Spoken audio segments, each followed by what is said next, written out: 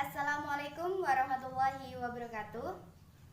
Saya Yesi Mirayani dari jurusan Tadris Biologi YIN Metro. Nah, di sini saya akan menjelaskan terkait tentang sistem syaraf pada hewan. Nah, teman-teman udah tahu belum sih sistem syaraf itu apa? Ayo, apa coba teman-teman? Jadi, sistem syaraf adalah sistem koordinasi pengaturan tubuh berupa pengantaran impuls syaraf ke susunan syaraf pusat. Nah, di sini yang akan saya bahas adalah sistem syaraf. Yang pertama adalah sistem syaraf pada cacing. Nah, yang kedua adalah sistem syaraf pada pisces. Yang ketiga adalah sistem syaraf pada amfibi. Nah, yang keempat itu apa coba teman-teman? Sistem syaraf pada reptil. Nah, coba kita lihat sesi selanjutnya ya, biar kalian paham. Oke teman-teman, selanjutnya kita ke sistem syaraf hewan invertebrata. Sebelumnya, kalian sudah paham kan apa itu sistem syaraf? Nah, selanjutnya sistem syaraf pada invertebrata itu diwakili oleh cacing atau vermes.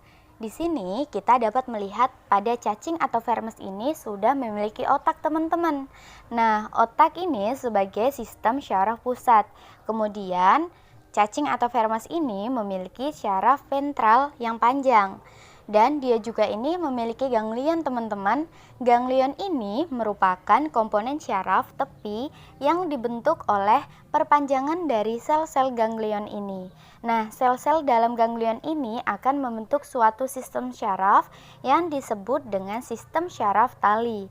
Nah, keunikan atau kekhususan pada cacing atau vermes ini apa teman-teman? Jadi keunikannya pada invertebrata ini hanya hewan cacing atau vermes ini yang mempunyai otak teman-teman. Selanjutnya contoh yang kedua adalah pisces atau ikan. Nah, ini pisces atau ikan ini mempunyai struktur otak yang terdiri dari otak besar, otak kecil, dan otak tengah. Otak besar ini berhubungan langsung dengan sistem penciuman. Nah, otak tengah ini berhubungan dengan sistem penglihatan. Otak besar dan tengah tidak berkembang baik teman-teman. Tetapi otak yang berkembang baik itu adalah otak kecil, karena memiliki fungsi sebagai pusat keseimbangan dan pengacuan gerak. Nah, kekhususannya adalah hal inilah yang membuat ikan berenang dengan cepat tanpa terganggu keseimbangannya. Selanjutnya, amfibi. Nah, pada amfibi ini terdapat otak besar, otak kecil, otak tengah, sumsum penghubung, pusat penciuman, dan pusat penglihatan. Nah, kekhususannya adalah otak besarnya ini berkembang memanjang. Nah, pada ujungnya langsung berhubungan dengan indera penciuman. Indera yang berkembang dengan baik pada katak yaitu sistem penglihatan.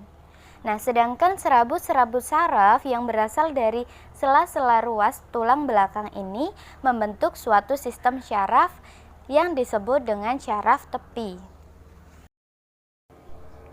Selanjutnya contoh. Reptil ini memiliki struktur otak yang terdiri dari yang pertama adalah otak besar, yang kedua adalah otak kecil, yang ketiga adalah otak tengah. Otak besar yang sangat berkembang dari otak-otak lainnya teman-teman. Jadi yang sangat berkembang ini adalah otak besar. Otak besar ini berhubungan dengan indera penciuman, sehingga indera penciuman pada reptil ini sangat berkembang dengan baik dan sangat tajam. Nah, contohnya pada reptil ini kita bisa lihat pada ular. Nah, ular ini sistem penciuman itu sangat tajam teman-teman.